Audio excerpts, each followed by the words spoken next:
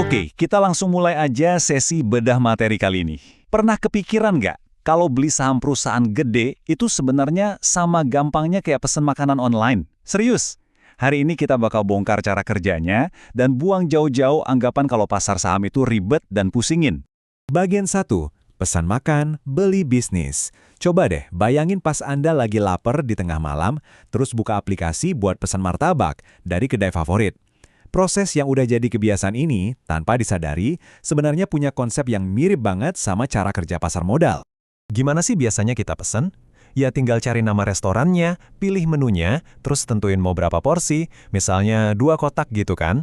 Habis itu cek total harga, bayar 100.000 buat makanannya, plus ongkir dan biaya aplikasi. Tinggal klik, dan boom, makanannya udah sah jadi milik Anda dan lagi di jalan. Nah, masuk ke bagian 2, anatomi pasar modal. Yang bikin luar biasa adalah kenyamanan digital yang persis kayak pesan martabak tadi, itu berlaku juga pas kita mau beli kepemilikan di perusahaan sungguhan. Kita bukan lagi beli camilan ya, kita lagi ngomongin soal akuisisi bisnis raksasa, kayak bank atau public mie instan, cuma lewat beberapa ketukan di layar HP. Jadi pas Anda buka aplikasi saham, tolong jangan mikir lagi masuk ke kasino. Anggap aja Anda lagi buka buku menu raksasa. Kalau di aplikasi ojol, menunya itu makanan, di sini menunya adalah daftar perusahaan, atau yang sering disebut emiten. Porsinya, nah di saham kita sebutnya lot. Terus ongkirnya, itu murni trading fee alias biaya transaksi. Simple banget kan? Ini cuma menu digital buat belanja bisnis. Prosesnya juga mirip banget. Tinggal cari kode perusahaannya, tentuin di harga berapa mau beli atau bid, masukin jumlah lotnya, terus verifikasi pakai PIN keamanan. Udah deh, biarin sistem yang kerja. Statusnya bakal antri dulu, dan kalau pas harganya cocok, langsung done. Gampang banget kan? Nah, coba perhatiin istilah yang satu ini, match. Ini bukan sekedar notifikasi hijau yang nongol di layar Anda. Match ini benar-benar momen krusial di mana Anda resmi berubah status dari sekedar pencet-pencet HP jadi seorang pemilik bisnis yang sah. Di detik itu juga, Anda resmi punya hak atas aset dan keuntungan dari perusahaan tersebut. Pastinya, semua kenyamanan serba instan ini ada harganya. Ingat biaya aplikasi pas pesan martabak tadi? Nah, trading fee ini fungsinya sama.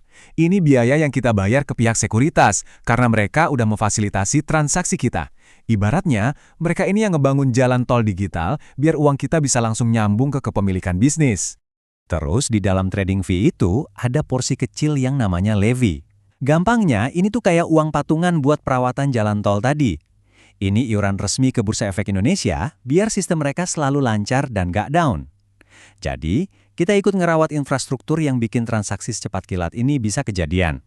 Masuk ke bagian 3, rincian pembelian. Ini poin yang penting banget. Sebagai calon pemilik bisnis yang cerdas, kita wajib tahu dong kemana aja larinya tiap rupiah yang keluar dari dompet digital kita. Biar nggak kaget pas lihat saldo, yuk kita bedah hitung-hitungannya. Matriks ini nunjukin detail aliran dana kita dengan sangat transparan. Logikanya gini, pas kita beli, saldo kita bakal kepotong sebesar harga saham plus fee broker. Tapi coba lihat kolom di sebelahnya. Pas kita jual saham, uang yang cair ke kantong kita adalah harga saham, dikurangi fee broker, dan dikurangi satu jenis pajak spesifik. Nanti kita bahas pajaknya. Buat order beli, percayalah, transaksinya itu super murah. Rata-rata biaya broker itu cuma sekitar 0,15% sampai 0,18% dari total nominal beli kita. Dan asyiknya, itu tuh udah all-in termasuk PPN dan levy. Coba bayangin, di mana lagi coba kita bisa beli aset bisnis segede itu tanpa ribet ngurus biaya notaris yang mahal. Lanjut ke bagian 4, biaya jual dan pajak final. Kalau beli aja udah semurah itu, terus gimana kalau nanti bisnisnya udah makin gede? Kita mau ambil untung dan jual kepemilikan kita.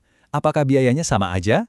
Ternyata beda tipis. Jual saham itu potongannya lumayan lebih tinggi sedikit di kisaran 0,25 sampai 0,28%. Kenapa bisa beda?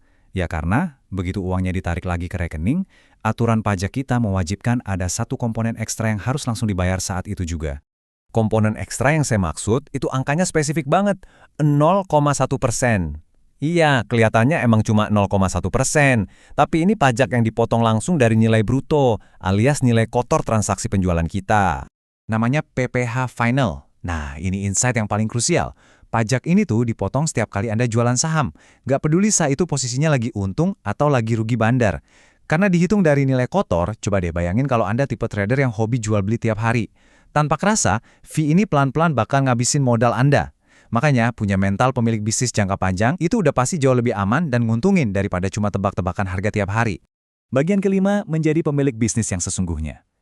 Kalau kita udah paham soal menu digital dan rincian fee barusan, ini harusnya bisa ngerubah total cara pandang kita soal akun saham.